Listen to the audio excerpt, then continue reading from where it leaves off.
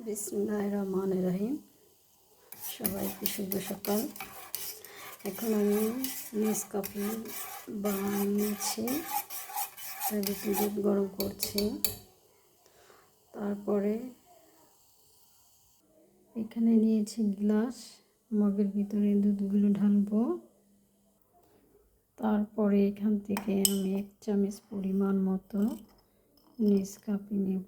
তারপরে মগের ভিতরে দেব। তারপরে দুধটা আমি মগের ভিতরে নিয়ে এখন আমি মগের ভিতরে দুধগুলো ঢালবো।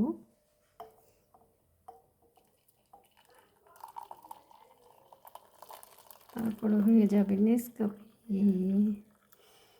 ভালো থাকবে বন্ধুরা, সবাই আমার চ্যানেলটাকে সাবস্ক্রাইব, লাইক, কমেন্ট করবে, শেয়ার করবে। বাই বাই, আল্লাহ হাফেজ।